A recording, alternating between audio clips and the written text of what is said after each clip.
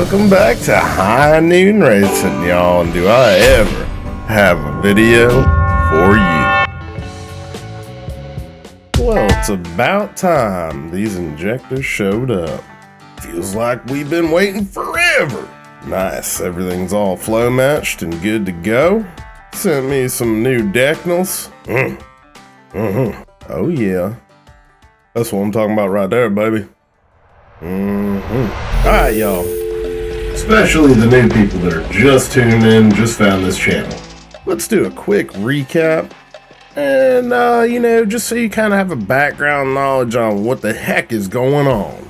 This here is Scoots. It's a semi-budget friendly build, okay? Got a big stinking turbocharger in the front. It's a 92103. This here is me. I is a silverback, one of them big fellas, okay? And our goal ultimately is to run an 8-second pass. Now, this engine that is currently in this clip is a 4.8 liter LS engine, okay? Now, we scattered the living piss out of it. Yeah, you're trying to dude, disco party in the oil pan. disco party. Done for. Shine back in there. So now we decided to go and salvage us a 5.3 rotating assembly.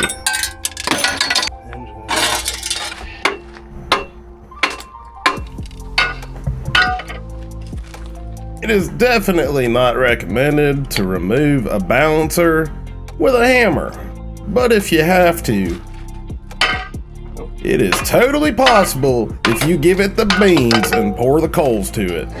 Alright, I'm sure y'all are cringing, but that's okay. I'd much rather spend $130 for a brand new Gen 4 rotating assembly, well, brand new to me, than buy the whole engine block and everything. Because we're going to just take this beautiful crank, these rods, and these pistons, and the rings. We're just going to gap the rings, throw new bearings in our block, and we're gonna throw it right in the same block. Stuff the engine back in, and then when we went to fire it up, it was only running on 4 cylinders.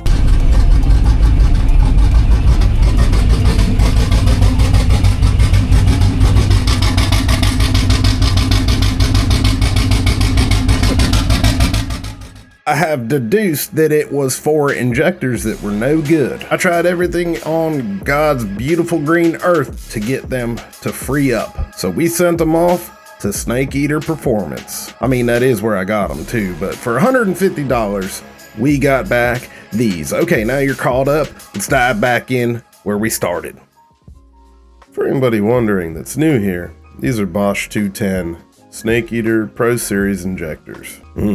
Beautimous. Now I just need to go through and check the rest, because can't keep our hands off anything. Alright, let's go put them in.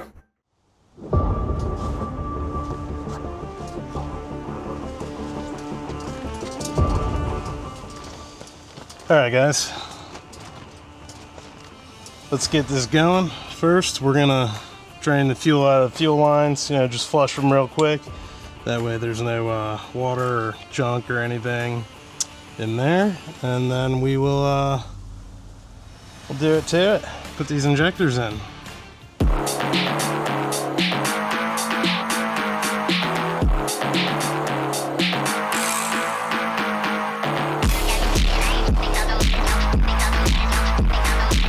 Oh, real smart guy here. Forgot to turn it off time lapse. But basically I talk about my alternator is not charging right. I need a new gas can because the hose is shot, and I'm gonna go get a gas can.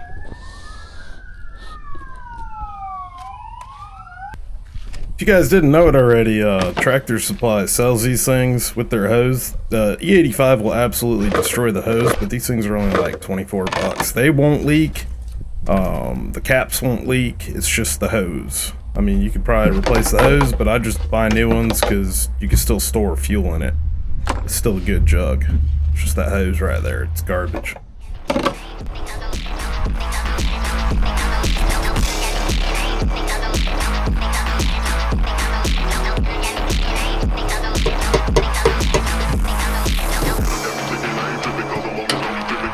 But no leopard wants to face him. the 200-kilogram silverback.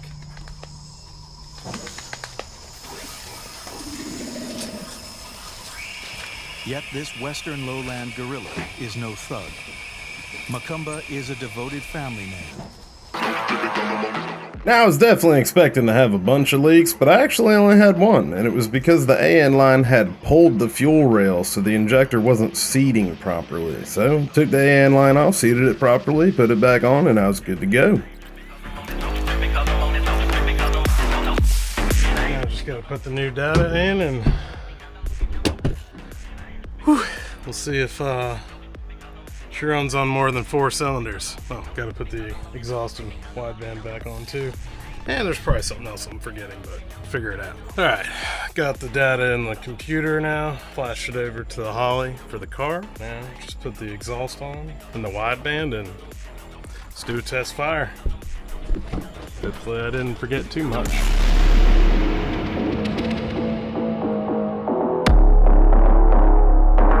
I don't have a clue where my radiator cap is.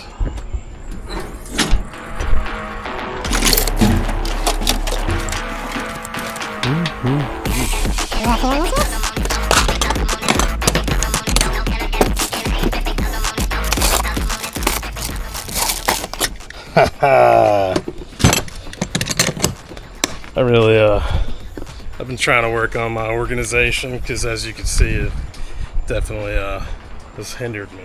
Alright, let's put some water in this girl and then cross our fingers and see what happens. Oh, sorry about that, guys. I just assaulted the heck out of your view.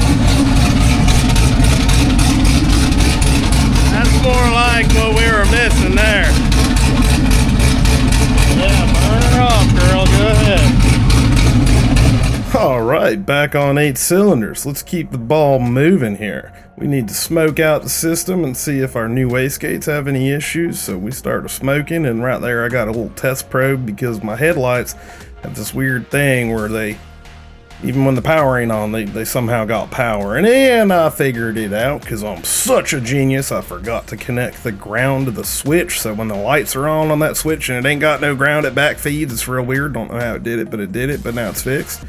And alright, we're back to smoking, and guess what? The bottom of our brand new wastegates are losing air. They're getting air out somehow. I don't know how. I'm gonna have to figure that out. Maybe I need to throw some high temp grease on them valves or something so it don't do that. I do not know. I went around the car, I smoked this, I smoked that, everything else checked out, so it's just the bottom of the wastegates, the boost reference, the bottom of the wastegates is seeping through that valve. Don't know. We'll get to it. I got a lot more to explain in this video, so don't even worry about it right now. That's nothing compared to what's coming up. Alright, so I fixed that problem where the light was getting power somehow, one of the headlights that I have here. Now what we're doing is I smoke tested the system. I might need to go to Home Depot and get a Fernco to block off the turbo so I can pressurize it better. I need to isolate and re-smoke the system one wastegate at a time, one port at a time, so I can verify if the wastegates were just opening and letting out smoke because they're getting pushed up.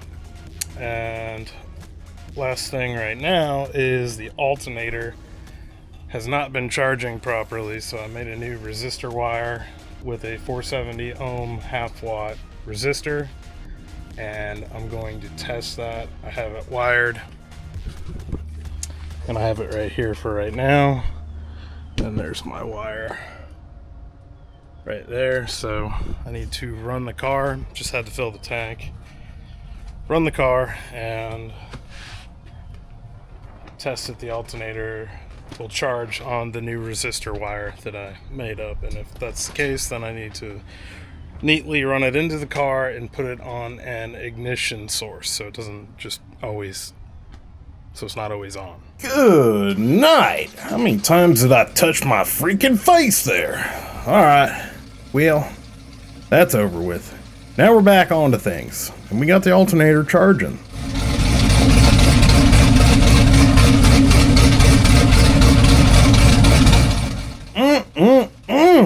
Man, that sounds so good. Alright, Chuck came over, now he's lending me a hand, and then we're gonna nut and bolt the car after doing some things. I didn't like my IATs sitting there the way they were sitting there, climbing up, how they were climbing up, so things started happening.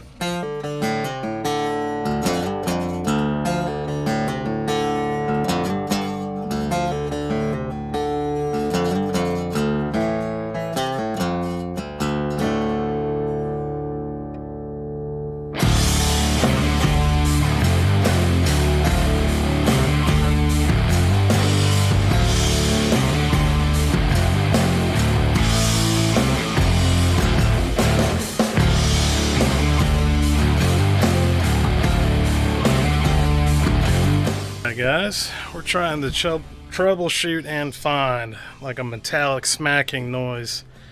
So far we haven't been lucky, so we're about to crank it over with the valve cover off. We cranked it over with the starter. Nothing seems out of the ordinary, so yeah. Y'all just bear witness to whatever might unfold here. The oil bath Josh is about to take. The oil bath I may or may not take. Alright, Charles. Ignition on, couple seconds, fuel on, starter.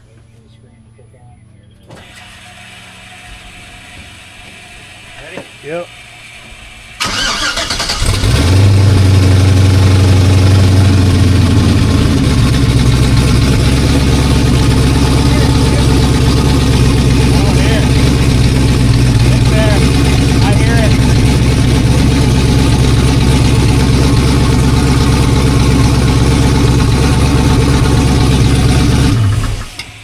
Still there. Now, before y'all get riled up and jump down there in the comments, just hold your horses, because we're going to inspectionate some things. Now, I know y'all can't hear it, but it's a loud metal clacking, slapping sound, and it's only in the front passenger side of the engine at the top.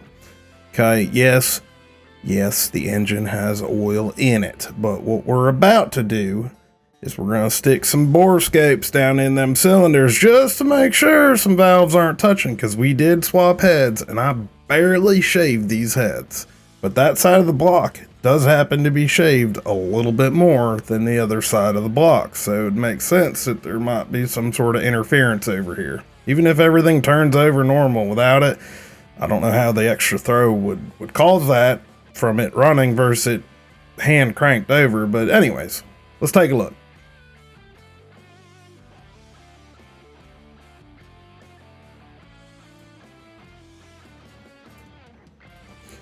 Cylinder 2 checked out. Now let's check cylinder 4.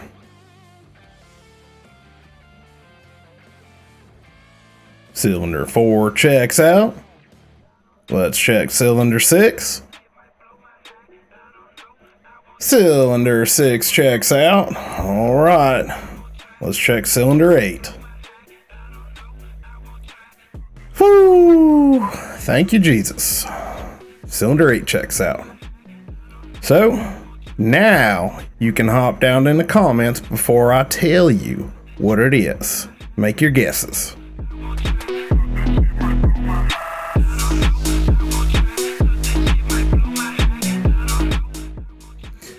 If you said pushrod length, daggone it, I think you're right. That's what I think this is. I have not deduced that yet. I need to measure it, but I still haven't got this video out to you guys. Look at this cold air intake Chuck just made me. Don't criticize me too much, folks. This here is the cold air intake. I think it's a baller. Look at that. Before y'all criticize my cuts, Uh-oh, I killed the light. What did I do?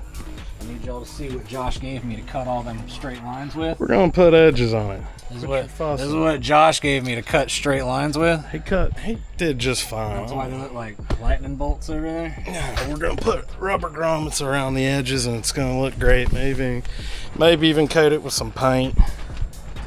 Look at this. Butts up to the top, so all the hot air off the radiators and intercooler and tranny cooler. Exhaust is up under there, dude. Yeah, exhaust is all heat wrapped under there. Bitchin'. Okay. But it unbolts right there, and then these bolts are underneath. You're just gonna have to get under it to get them, and then they come out and they're riv nutted up there. So this thing will come out one little shot. But this should help the intake temps tremendously. I think he did a baller job. For working in the dirt with some 10 snips, I think it did alright. Yeah, I think he did alright. But as of right now, she is old clacker. This is truly a mystery. Oh, you got a boo-boo? Yeah, thank you. You crying? I drilled my finger a minute ago too. You did do that. There ain't no marks left from that. I didn't chewed the skin off. You old wuss. Woohoo! Dang it. Quit unplugging my light, dude. I'm sorry. Tighten up. You got all these. Knock the reflector off the trailer too with your monkey beaver bear claws on them. You know what? Monkey beaver ground grippers, that's what they are. Them things are. That thing didn't even work. It wasn't reflective. It wasn't reflective. Because you had tape over it when you painted it and never took the tape off. I didn't paint that. That was that dude. I am. I spray painted it black, but daggone, that thing looks so good. It's gonna help them IITs tremendously, boys. But yeah, I really do think it is push rod length. So next video, this coming weekend, we're gonna measure push rod length. I'm gonna show y'all how to do that easily. Well, it's a pain in the butt, but it's not hard, you just gotta do it, and I'll show y'all how to do it. If the push rods are too long, they preload the lifter way too much, and if it's preloaded too much, what happens is you're not getting the full travel up and down of the lifter. So that we did kind of see, because them lifters should have been spraying oil, not just like drizzling it out. And if a push rod is too short, it does the same thing actually, where it won't get full travel because it's not being engaged the whole time basically. And it also can smack back because there's a gap, and then when it finally flies up, it's smacking back, and that could be what our noise actually is from. So there's no telling if it's too short or too long, we just gotta measure. Please make sure to like, comment, and subscribe if you're new here. We only got more to come, alright? Alright y'all, I'll catch you in the next one.